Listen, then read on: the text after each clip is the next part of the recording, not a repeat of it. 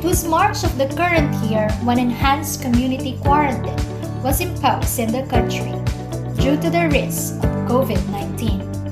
It indeed made a colossal effect and challenged us for a sudden change in our daily lives. And this gave pavement to open the hearts of each and every one of us despite the danger of this virus.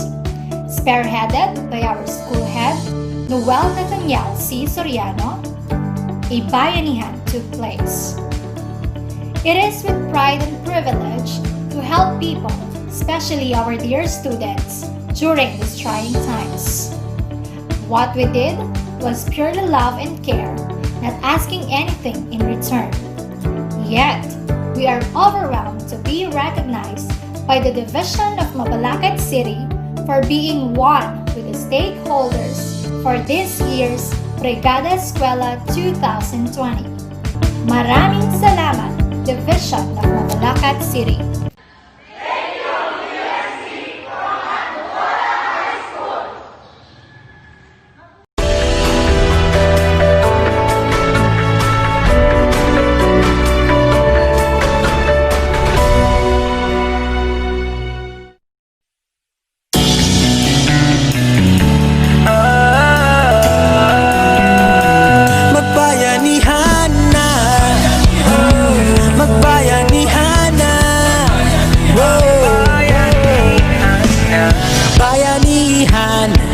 Pagtutulungan, walang kupas na kaugalian.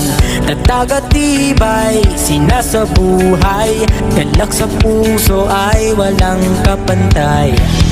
Panahon na naman ang brigada.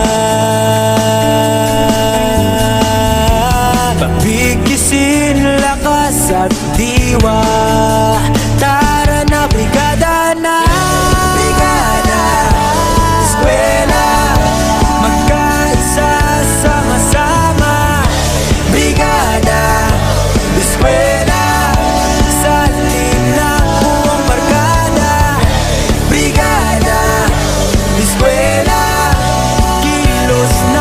Bayanihan na, ikaw ako, tayong lahat. Hawak kamay, sabay-sabay, kapit-bisig, buong bayan. Tara na, kumilos na.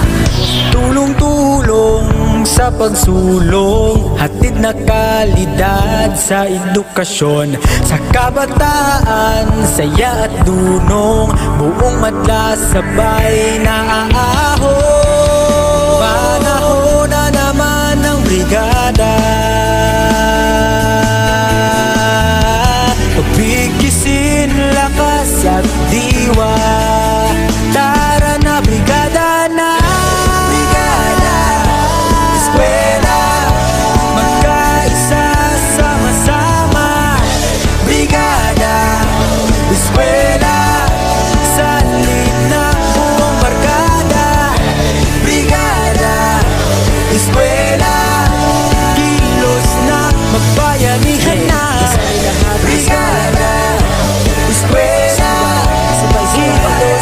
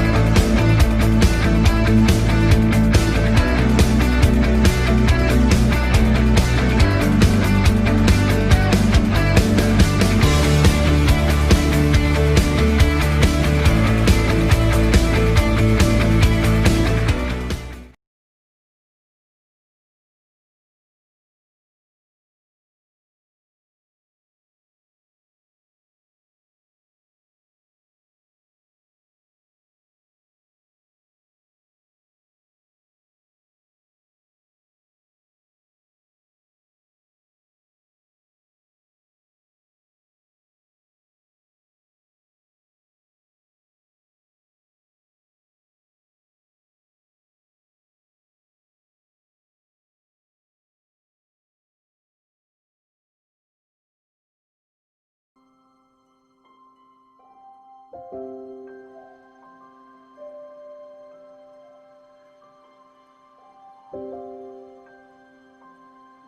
Site Elementary School Brigada Escuela Gratitude Video to our stakeholders and partners in education.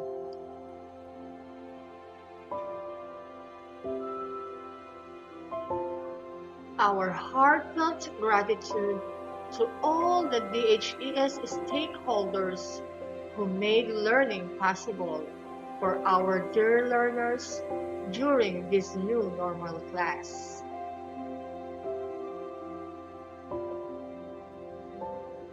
We made this video as a way of expressing how thankful we are for all the support you have given us. A learner is excited to go to school. A teacher is eager to teach her pupils.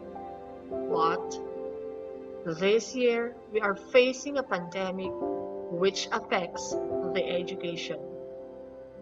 Face-to-face modality of learning is prohibited.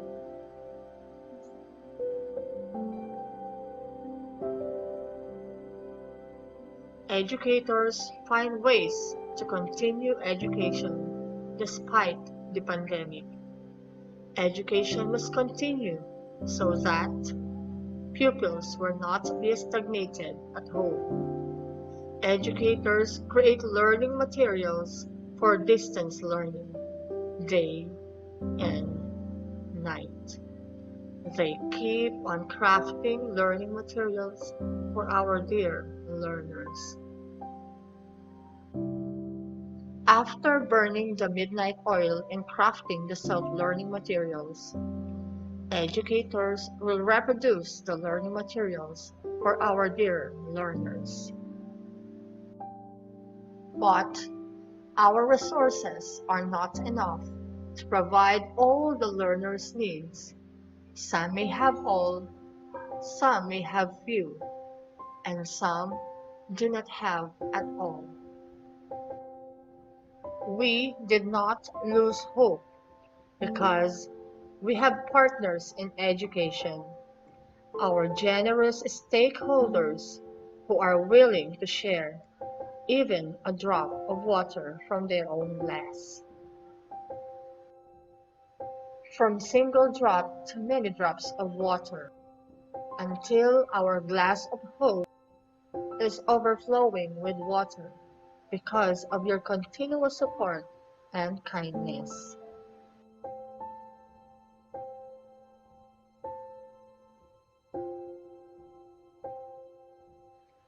From this image of children into these happy faces of our dear learners, it's all because of you. You mask our school with your love. You shield our school with your care. You protect our school with every drop of your kindness. And you provide our school with your pure hearts. Today, we want to say thank you to all of you, our dear partners in education. This is for you.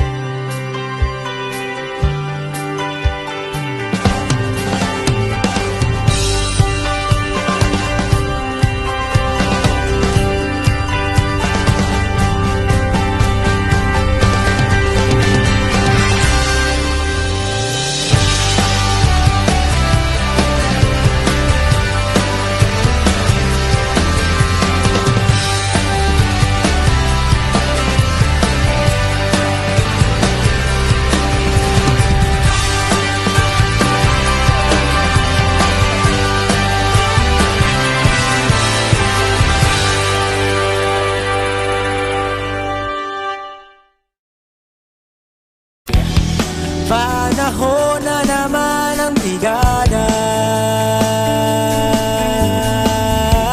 Pabigkisin lakas at diwa. Tara na brigada na. Brigada, eskwela, magkaisa, sama-sama. Brigada, eskwela, salin na buong barkada. Brigada, eskwela, kilos na magbayanihan na. Panahon na naman ang brigada. Pabigkisin lakas at diwa. Tara na brigada na. Brigada, eskwela, magkaisa, sama-sama. Brigada, eskwela, salin na buong barkada. Brigada, eskwela, kilos na magbayanihan na. Brigada na. Brigada, eskwela, magkaisa, sama-sama. Brigada, eskwela, salin na buong barkada. Brigada, eskwela, kilos na magbayanihan na.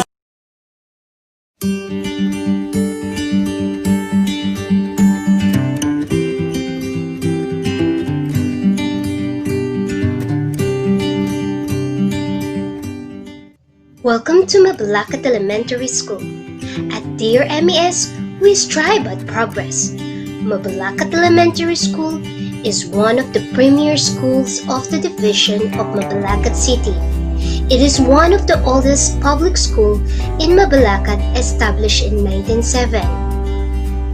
MES is home to our elementary school children, nourished and taught by efficient teachers with the embodied principles of makadiyos, makatao, makalikasan, and makabansa. With the tagline, at Dear MES, we strive for a progress.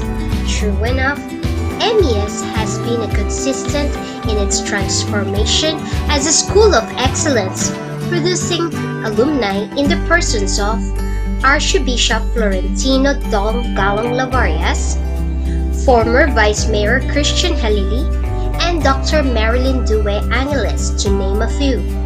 We are what we repeatedly do.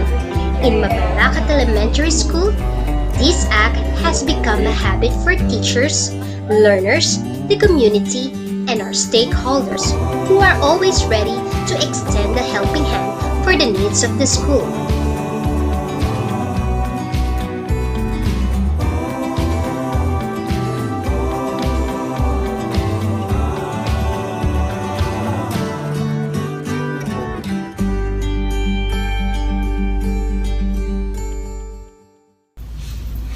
The hands that help is holier than the lips that pray. Mabalacat Elementary School and its community of donors and stakeholders have shared a commitment of fulfilling the educational needs of their main clientele, the school children. Here is the list of organizations and individuals who unselfishly shared their blessings to MES. Rebisco Foundation Incorporation, RFI. Ang sarap ng feeling mo. This famous commercial line made a great impact upon MES as Rebisco Foundation Incorporation, with owner Ronson Lee, led the repair of Grade 1 building with total cost 615,556 pesos. RFI's programs and services have continuously been responsive to the needs of its target beneficiaries, resulting to masarap ang MES feeling kapag Rebisco ang kapiling.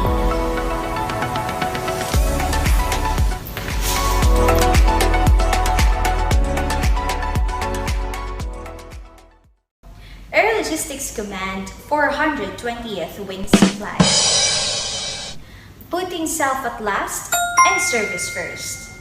This guiding motto of the brave officers of the Logistics Command under Brigadier General Fernando M. Riboja has been our consistent donors during Brigada Escuela. Their donation of printing materials like printer, ink, and school supplies amounting to 64,939 pesos and 50 centavos proved of great help in the new normal setup in school. Mabalacat residents of Southern California. And we bring it all back to our dear MES. The success of every graduate from any school can be measured when these graduates look back and pay it forward any blessing they can share to their beloved alma mater. This has been what Mabalacat residents of Southern California giving for the past years. A certain Eileen Tuazon led the giving of spent building with furniture, PPE, worth 140,371 pesos and 80 centavos. MES is truly fortunate for the graduates who never fail to forget their school. Seconds to Give to bring joy and positive difference. Formed in 2005 in Melbourne, Australia, its main goal is to bring joy and positive difference to different people in need in the Philippines.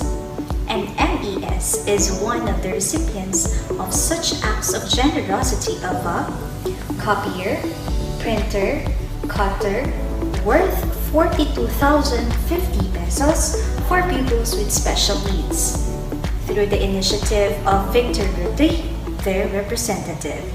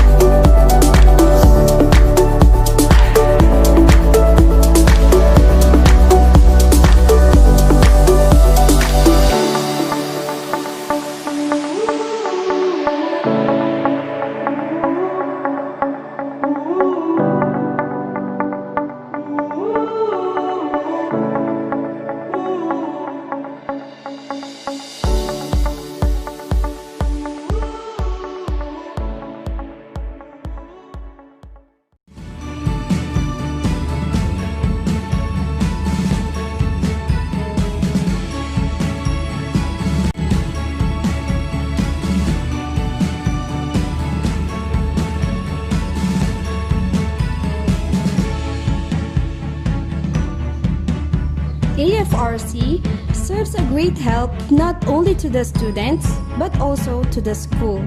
Their endless support comes with giving donations, cleanup drives, and a lot more. We, in MTVS Senior High, would like to express our deepest gratitude to all the men and women of AFRC. Together, we believe, as Helen Keller says, alone we can do so little, together we can do so much.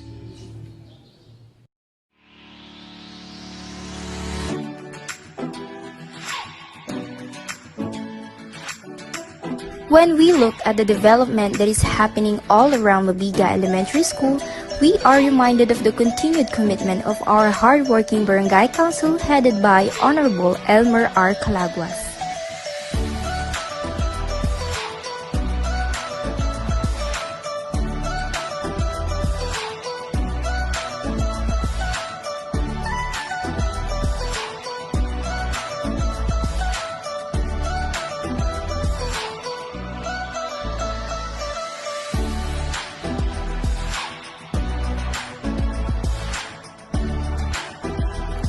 It has been a long road to get the school ready in these trying times, but you provided help every step of the way.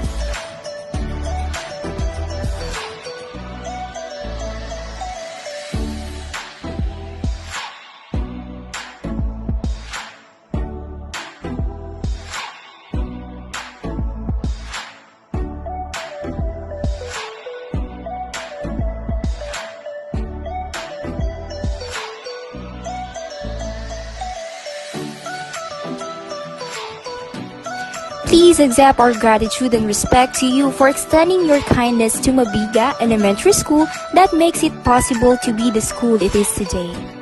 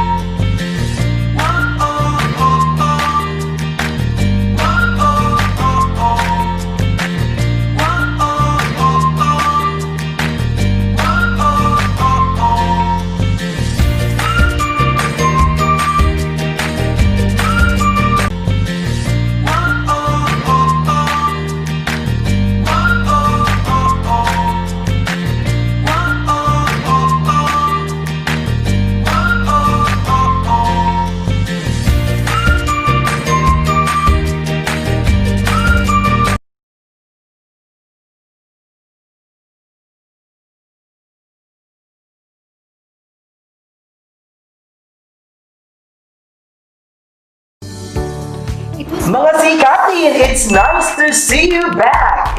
Ilang araw nang tuloy-tuloy ang mga palabas natin dito sa DMC TV dahil sa celebration natin ng Education Week. At tayo'y narito live sa tahanan ni Dr. Roach Luki para sa Virtual Stakeholders Convergence with its theme, Sustained Partnership in the New Normal. This Stakeholders Convergence is happening virtually for the first time and simultaneous with its recognition and appreciation. Precisely, Sikating Rachel. I think our external stakeholders deserve this appreciation and recognition dahil naman sa effort na ibinigay nila sa DepEd Division of Mabalacat City. Joining us on this virtual Stakeholders Convergence are two personnel of SGOD. At ako'y very excited na ipakilala sila, and it's my honor to introduce to you ang unang bisita. Siya lang naman ang bigating Senior Education Program Specialist for Social Mobilization and Networking, ang aking idolo, Dr. Yvonne Grace Dizon! At ang susunod nating bisita, isang bigating Education Program Specialist for Social Mobilization and Networking, Mr. Alan Ornulfo D. Ocampo. Doc Tweet, Sir Alan, welcome to the show. And right now, I think mas maganda na kung kumustahin muna natin yung mga bisita natin. And Nervous sila for sure. oh, parang si Sir Alan talagang nervous na nervous eh. Ayun, tingin mo. Okay, napaka-busy ninyo, alam ko. Ngayon, I'd like to say, ask pala, kumusta, Doc Tweet? Kumusta, Sir Alan? Hello sa inyo, mga kasikatin. Kinakaya naman, despite of busy schedule, syempre, personally ako working overtime para medyo makahabol sa mga trabaho. Pero sabi nga ni Doc Rods dun sa interview niya, na when the top gets going, just go on. Yun yung Tama. yeah. Avid fan si Sir Alan ng sikat ni Siyempre. In fairness. Sino Ano kasi naman yung overtime na yun, Sir Chili, kaya? Ay, hindi ko alam yung overtime. Baka iba yun yung overtime. Yung konting overtime, Divine. Kapag nasa SGOD ka, normal na lang maging busy. You live with it and you will perform to the best of your ability kasi SGOD ka. Infer. Kaya nga, I love SGOD. For the record, ha? And right now, I'd like to ask naman kung paano binago ng pandemyang ito yung treatment nyo sa mga tasks na ibinibigay sa inyo considering yung limitation ng IATF at DOH. We are all affected naman sa pandemic. Siyempre, we have to adjust and adapt the new normal. So, on our part, first of all, nagkaroon kami ng work from home. So, since social mobilization is more on nagkikipag-usap ka sa mga stakeholders, and since work from home tayo, bawal ang face-to-face, talagang struggle yung challenge yung makikipag-usap and connection sa mga stakeholders natin, lalo na sa paghingi ng mga support sa pandemic nga and sa education as well. Ay, tama. I could remember kasi si Sir Alan lagi mula sa office kasi lagi siya nasa field. Tama ba, Sir Alan? Tama na rin. Kasi pumunta kami ng SM, di ba, para makipag-meeting. Minsan nakasama niya ako. Okay, at the same time, maximize natin yung modes of communication. Sabi nga nila, good thing DepEd gives us allowance for communication na kung saan, dahil limited ang ating mobility, lahat through phone, through In fairness. Now, before we formally proceed to the stakeholders convergence and recognition, we shall hear first the warm welcoming and inspiring message of our beloved ASDS, Doc Andy C. Canlas. Sa atin pong lahat na narito ngayon, though virtual po ang ating pagkikita, nais ko ipaabot ang aking mainit, paalab at punong-puno ng pag-ibig na pagbati sa inyong lahat. Unang-una sa ating leader ng Division of Mabalacat City, ang ating iginagalang at minamahal na Division Superintendent Engineer Edgar Domingo, sa lahat ng kasama sa Division of Pambalakad City Division Office, sa dalawang chiefs at sa lahat ng mga kasamahan namin gumagawa, nagtutulungan para sa kinabukasan ng ating mga kabataan. At of course, sa lahat po ng mga guro na nagpapagod at punong guro ng bawat paaralan, salamat sa inyong pagsisikap.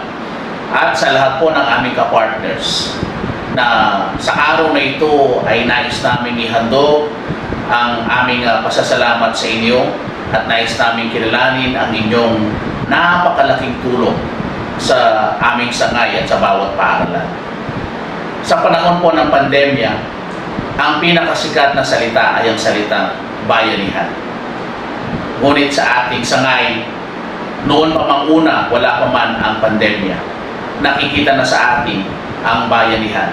Sapagkat kayo na aming mga kapartner, mga tinatawag naming stakeholders sa larangan ng edukasyon, ay palagian kayong umaagapay sa amin, handang tumulong sa lahat ng pagkakataon. Gusto ko pong gamitin ang 3 P, 3 Ps, sa aking pagkilala sa inyong kabutihang loob upang maging madali para sa amin ang pagtataguyod ng karunungan sa ating mga susunod na henerasyon. Unang P, nais kong pasalamatan kayo sa inyong paniniwala sa Department of Education, particular sa Division of Pambalakad City. Naniniwala kayo sa aming kakayahan, naniniwala kayo sa bawat isa sa amin sa DepEd na kaya naming hubugin ang isip, puso at kamay ng inyong mga anak. At dahil doon, kami po ay palagi ang may inspirasyon na dala-dala sa araw-araw upang gawin ang aming makakaya para sa ating mga batang tinuturuan. Pangalawang P, salamat sa inyong pakikiisa.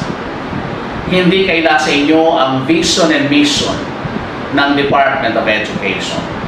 Nais natin magkaroon ng mga susunod na henerasyon, mga susunod na leaders na nagmamahal sa kanilang bayan, handang magsakripiso para sa kapakanan ng lipunan at ng nakararami at nang ang kanilang buhay ay maging maganda sa darating na panahon.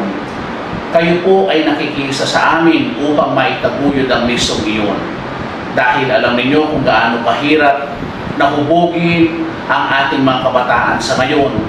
Napakarami ng mga distractions sa kanilang buhay. Ngunit dahil sa inyong pakikisa sa amin, patuloy pa rin ang edukasyon ang nagiging susi para sa magandang kinabukasan ng ating mga kabataan. Pangatlong P, salamat sa inyong pagbibigay. Yun po ay hindi namin may kakaila. Sa lahat ng pagkakataon, hindi lamang ang inyong oras ang ibinibigay ninyo, hindi lamang ang inyong presensya, maging ang inyong bulsa, maging ang inyong mga kakayahan, maging ang inyong pamilya ay kaya ninyong ibigay para sa edukasyon. At yun po ay isang bagay na nais namin kilalanin. Kailanmang oras na amin kayong kakailanganin, palagian kayong naroon. Anuman ang aming mga activities sa school, sa division, palagian ang inyong malaking suporta. Kaya naman, ang buong sangay ng Division of Pambalakad City, ang lahat ng paaralan, ay nagkakaroon ng magandang performance bawat taon. Yun po ay hindi dahil sa amin, kundi dahil sa inyong tulong at sa ating pagkakaisa sa ating bayanihan. Sa araw po ito, hayaan ninyo na kayo ay aming pasalamatan.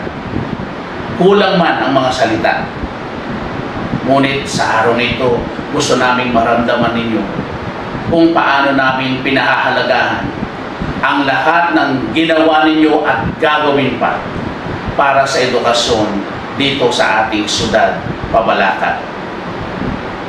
Pagpalain po kayo ng ating poong may kapal at nawa ay patuloy namin kayong makasama sa pagpapatuloy ng edukasyon, sa pagbibigay ng quality and liberating education para sa ating mga kabataan dito sa Pambalakad City. Muli, sa pangalan po ng buong sangay, Taus-puso kaming nagpapasalamat sa inyong lahat at kung anuman ang aming makayanang ibigay sa inyo upang kilalanin ang inyong kabutihan, nawa ito ay maramdaman ninyong mula sa aming puso. At naniniwala rin ako dahil sa inyong kabutihang loob, ang Diyos na naroon sa itaas, patuloy niya kayong pagpapalain upang maging pagpapala kayo sa ating sangay, sa ating syudad. Maraming salamat. Hashtag sikat, mawalakat, sikating kay ganda. And it's our pleasure to hear, of course, one of the admired leaders ng Division of Mabalacat City. Once again, maraming salamat, Dr. Andy Canlas. And speaking of pleasure, mga kasikating, pinaunlakan tayo ng PDO4 Regional ASP ng Partnership Focal Person ng region ito, tama? Yes. Mga kaibigan, on screen, Mr. Odon M. Santiago. Thank you. My respect and greetings to our Schools Division Superintendent, Assistant Schools Division Superintendent, to Division Chiefs, all education program supervisors, school heads, teachers, our adapted school and partnership focal person, Sir Alan Ocampo, buong pusong pagpupugay sa ating mga pinakamamahal na bisitang pandangal para sa 2020 Virtual Stakeholders Convergence and Recognition, our valued partners, our DepEd stakeholders, isang magpagpalang hapon po sa ating lahat. The Department of Education Regional Office 3, through the leadership of our highly competent Regional Director, Dr. May B. Eclar, truly appreciate this kind of activity in giving recognition and appreciation to all our partners in achieving our educational goals. Their valuable support to our schools toward the quality service delivery to our learners for a better learning amidst challenges and diversity of situations based on community context. For all the efforts and initiative, congratulations, the School Division Office personnel of Mabalacat City, headed by the School Division Superintendent Dr. Edgard C. Domingo, with the Assistant School Division Superintendent Dr. Leandro C. Canlas. Maraming salamat po sa pag-imbita at isang karangalan ko na masaksiyan at maging bahagi nitong mahalagang araw ng pagkilala sa mga buting kasangga ng Department of Education in the implementation of various programs and projects. We are doing our best for our learners and clientele satisfaction, but we do more through the achieved active involvement and participation of our education partners.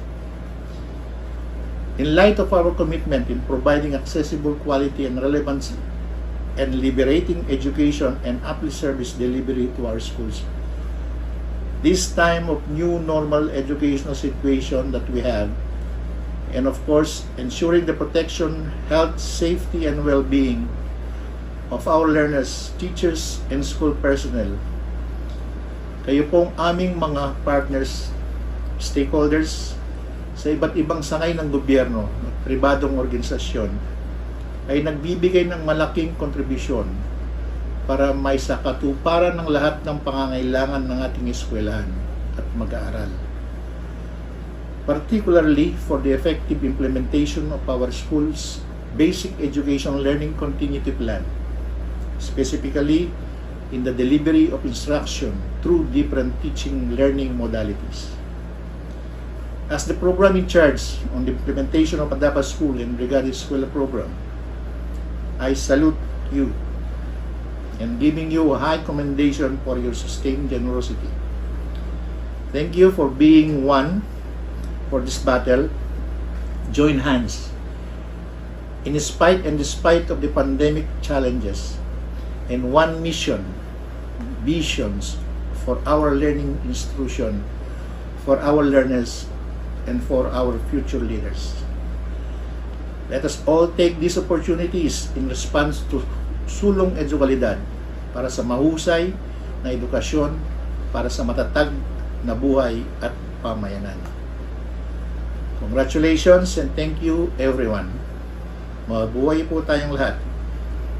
Ako po ang inyong lingkod, nagbibigay ng mataas na pagpupugay sa inyong lahat. Maraming salamat po. Pagpalain po tayo ng may kapal. Thank you very much, Mr. Odon M. Santiago. And to give us an update on our Division BELCP or Basic Education Learning Continuity Plan, let us all welcome on screen the Division CID Chief, Dr. Elizabeth O. Latour.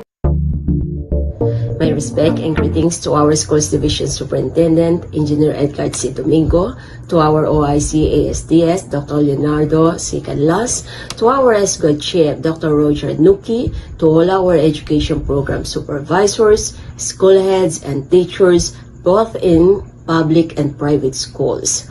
To our beloved ama ng siyudad ng Mabalacat, Honorable Crisostomo Garbo and his council, NGOs, parents, mayap ayabak po kaya katamuan. In order to provide clear guidance to all DepEd offices, schools, learners, parents, and stakeholders, the Department of Education developed a Basic Education Learning Continuity Plan, or known as the BELCP, a package of education interventions that will respond to basic education challenges brought by COVID-19. The SDO Mabalacat City crafted its BELCP and presented it during the virtual kickoff of Brigada Eskwela 2020. Today, I'll be presenting to you the updates of our SDO BELCP. This is now the Division of Mabalacat City Basic Education Learning Continuity Plan Status Report. Let me start with our division mantra. DepEd Mabalacat City always lived to its mantra that education is a collaboration of people with vision to deliver quality, accessible, relevant, and liberating education, with a mission to ensure that stakeholders are involved and that each and everyone has a very significant role in nation building, guided by passion and inspired by our leaders' commitment to perform. The updates involve the readiness of SDO DMC, the teaching and learning modalities, safety and healthy school environment, and partnership with stakeholders. Number of schools. For kinder to grade 6, we have 40, junior high school 13, senior high school 5, with a total number of schools 58. We have the total number of teachers. For kindergarten to grade 6, we have 933. For junior high school, we have 714. Senior high school 46, with a total of 1,693 Mabalacañan teachers. For the kindergarten enrollment, as of August 25, we have 3,085. As of October 25, 3,860. And for elementary, we have enrollment as of August 25, 11,433. October 25, 25,065. And as of December 4, 25,719.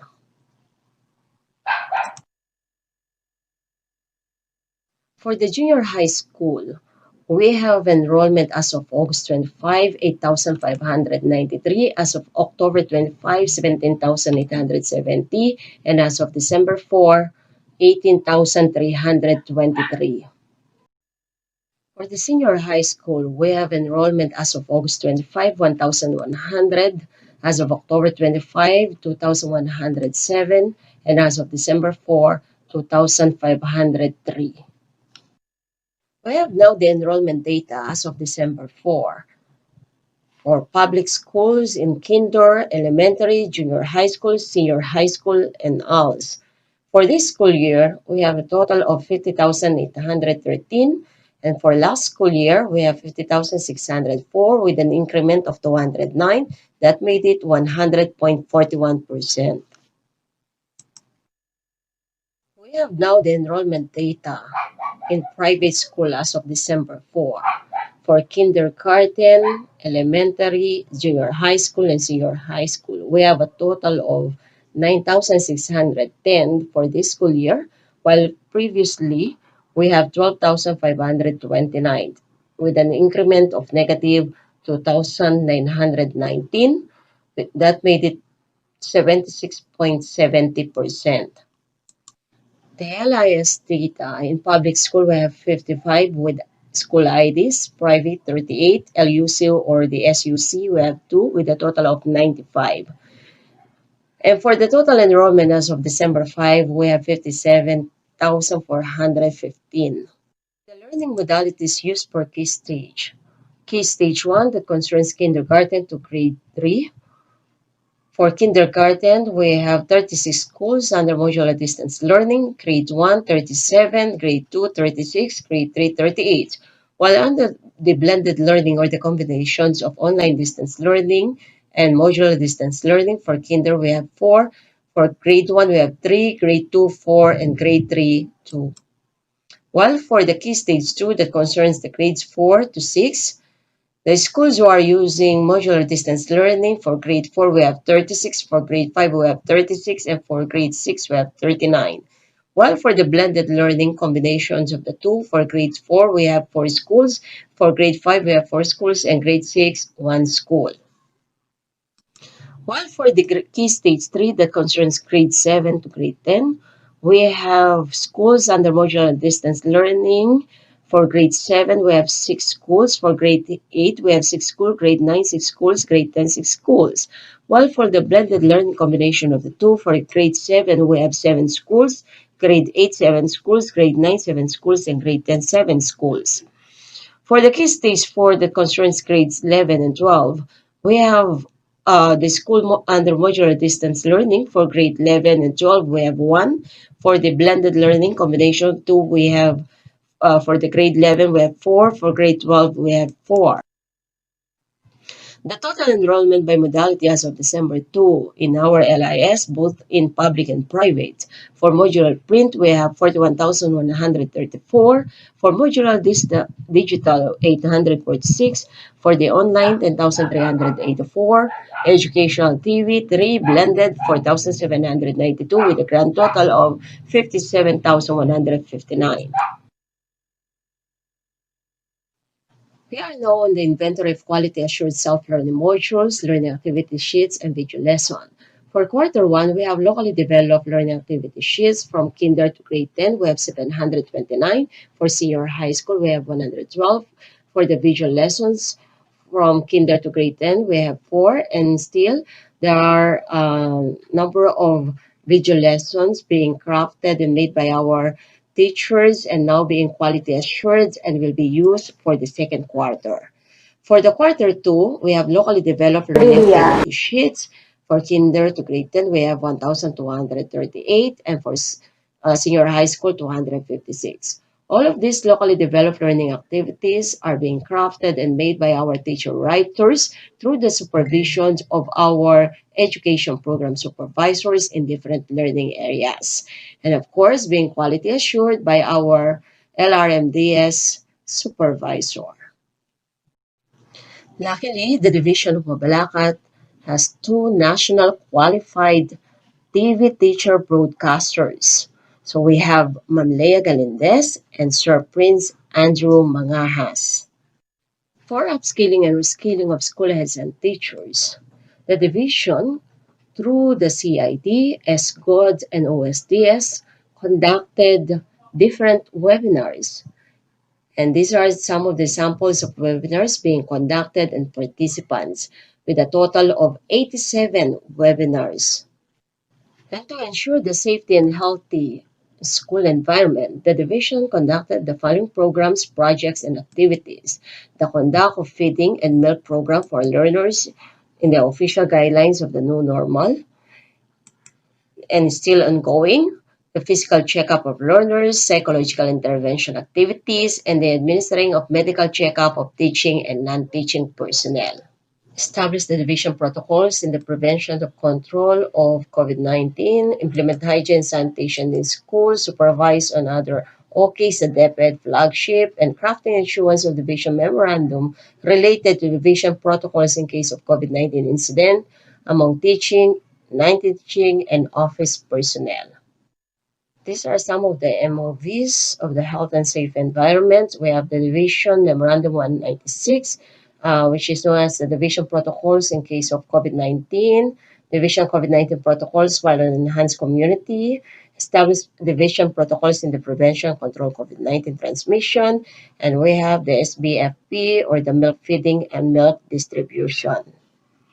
While for the Disaster Risk Reduction and Management, or DRRM, implementation of schools on contingency planning for COVID-19, including the proper waste management of used medical supplies.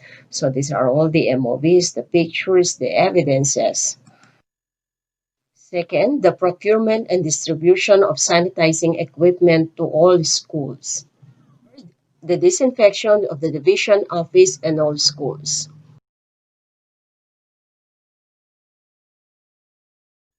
Fourth, the virtual orientation on mental and psychosocial support to all schools, parents, caregivers, and learners. And to strengthen the partnership with our stakeholders, the division made use of the following strategies: presenting the updates on Division B LCP and School LCP to LGUs, stakeholders, parents in the community via face-to-face and other available platforms of communication, updating every now and then the LGUs on the journey of SDO LCP through consultative meeting, forged memorandum of agreement or memorandum of understanding on school hygiene, sanitation, school feeding and medical checkup, and online training.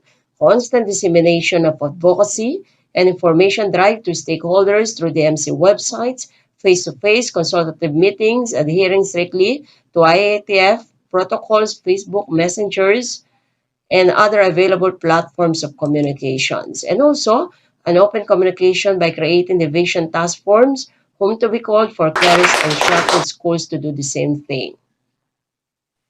We have also the Project SOAP, sharing online assistance in the production of essential materials to fight and prevent COVID-19, that was held on August 5, 2020.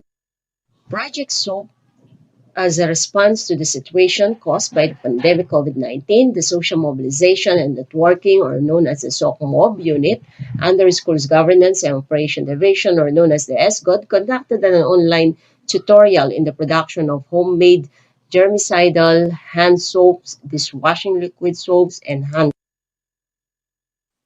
These are the MOVs, evidences in the production of germicidal hand soap.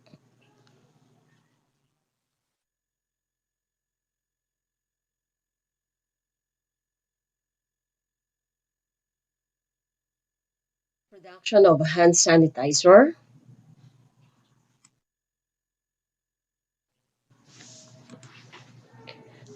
The activity was successfully done both in actual and online tutorial, and with the link shared to the teachers and stakeholders, especially the parents, which gave them awareness and readiness in facing the pandemic under the new normal.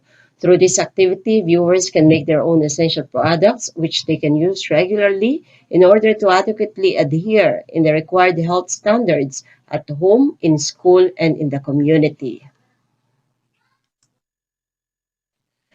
These are the Division Consolidated Report on Generated Resources from the Brigada Escuela 2020 from June to October 2020.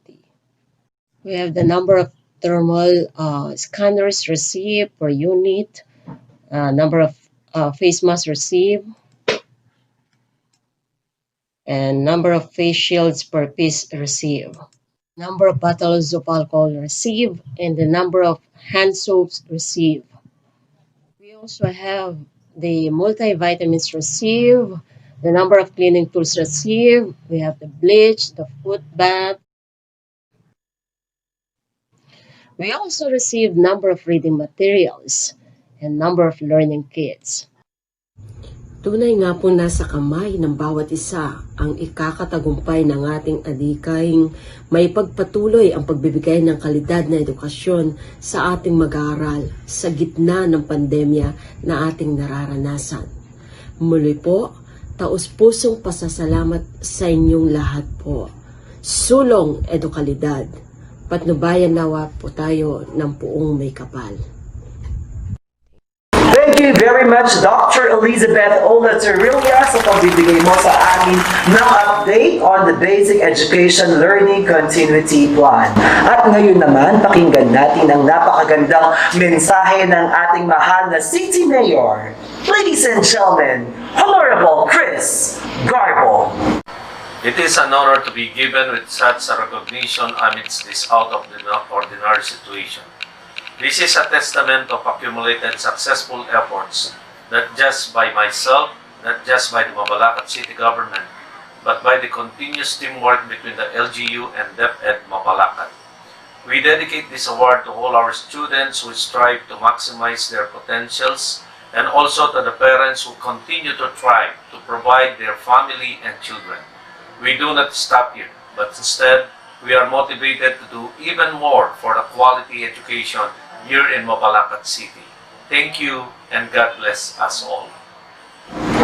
Maraming salamat, City Mayor Honorable Chris Garbo. Si Kating Rachel, anong next? Yes, and before we proceed to the recognition and appreciation of our stakeholders, let us have a little chit-chat with Doc Tweety and Sir Alan as regards our event today. Excited ako.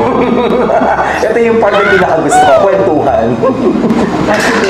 Okay, ang gusto ko talagang itanong, syempre sa ating bisita, sa mga bigati nating bisita, kung ano ba talaga yung major role ng ating mga stakeholders sa division, sa mga paaralan, at gaano ba sila kahalaga, okay, in the education system. Mauna naman tayo kay Doc Tweety ngayon.